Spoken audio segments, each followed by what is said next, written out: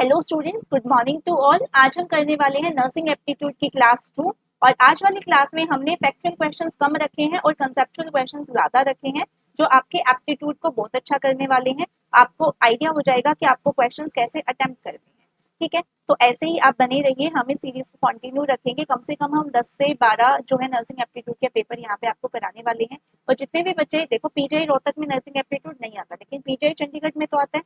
तो जितने भी पीजीआई चंडीगढ़ के बच्चे हैं वो आप ये बात ध्यान रखें कि इसके आप पीवाईक्यू नहीं कर सकते, क्योंकि पहले जिक के आती थी नर्सिंग एप्टीट्यूड आता नहीं था। तो पीवाईक्यू आप अदर स्टेट्स के कर सकते हैं, लेकिन चंडीगढ़ के आपको पीवाईक्यू नहीं मिलेंगे। ठीक है, वैसे आपको पीवाईक्यू किसी भी सब्जेक्ट के नहीं मिलते क्योंकि नर्सिंग का पेपर रिवील नहीं होता है। ठीक है, तो चलिए बाकी सब बातें बाद में करेंगे। क्वेश्चन शुरू करते हैं। Question number 1, what is the code of ethics for nurses in India.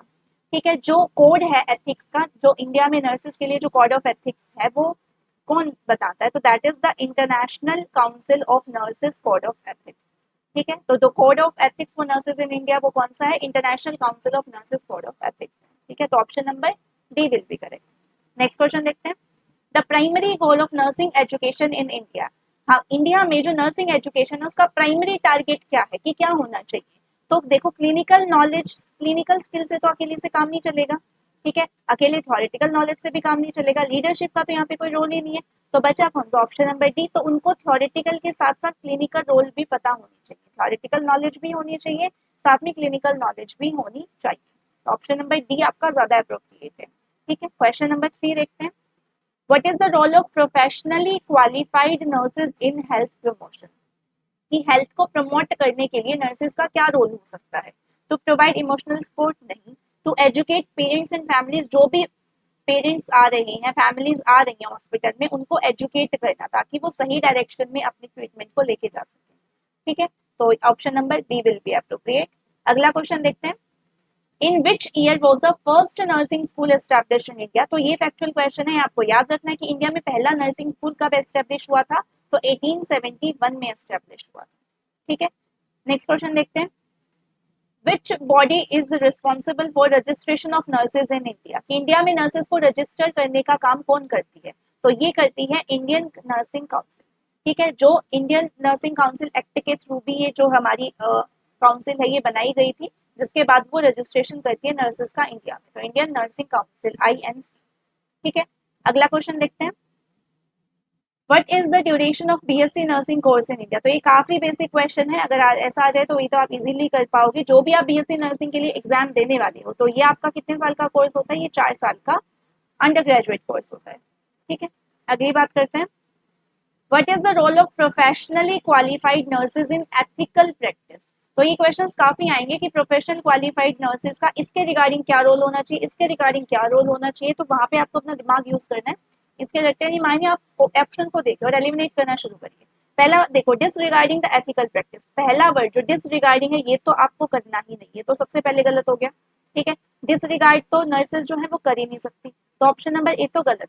अगला देखो, सी देखो, refusing to adhere to ethical principle and values. तो जो नर्स है वो रिफ्यूज नहीं कर सकती, तो ये भी क्या हो जाएगा? सी। ये क्या हो जाएगा? गलत। ऑल ऑफ दिस आ नहीं सकता, बचा ऑप्शन बी। अब बी में क्या हो जाएगा? Adhering to the ethical principle and values in the nursing practice. तो ये ऑप्शन आपका क्या हो जाएगा? बिल्कुल ठीक हो जाएगा, ऑप्शन नंबर बी करेक्ट है। ठीक है, नेक्स्ट हम बात करते हैं अगला question. Father of Indian surgical history. Indian surgical history में जो फादर थे वो कौन थे? ऑप्शन नंबर डी हो जाएगा, रॉबर्ट ब्राउन ने तो देखो न्यूक्लियस डिस्कवर किया था। न्यूटन जो थे वो फिजिक्स में काम आते हैं, एरिस्टोटल बायोलॉजी में। ठीक है, तो यहाँ पे आपका जो है सुश्रुतु जो थे वो थे इंडियन सर्जिकल हिस्ट्री के फादर। ठीक है, अगला देखो। What is the role of professionally qualified nurses in wound assessment.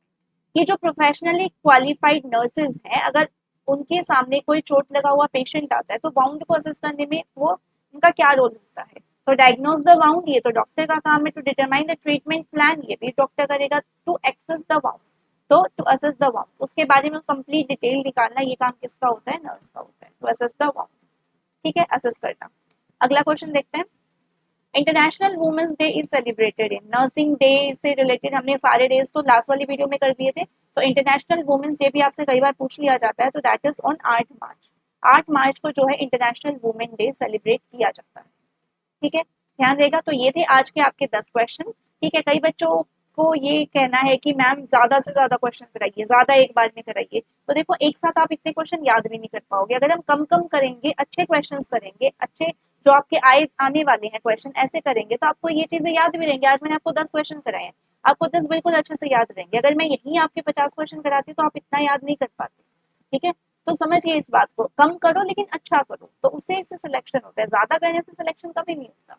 ठीक है, तो अगर हम रेगुलरली ये नर्सिंग एप्टीट्यूड करेंगे तो हमारा हो जाएगा। एप्टीट्यूड एक ऐसी चीज है जो आप ऑप्शन एलिमिनेट करके कर सकते हो, छोड़ के फैक्चुअल क्वेश्चन जो कि कम आते हैं, एप्टीट्यूड के क्वेश्चन ज्यादा आते हैं। ठीक है, तो this is all about today. Thank you very much and stay connected. अगर आपको वीडियो अच्छी लगे तो लाइक शेयर सब्सक्राइब तो बनता है। ठीक है।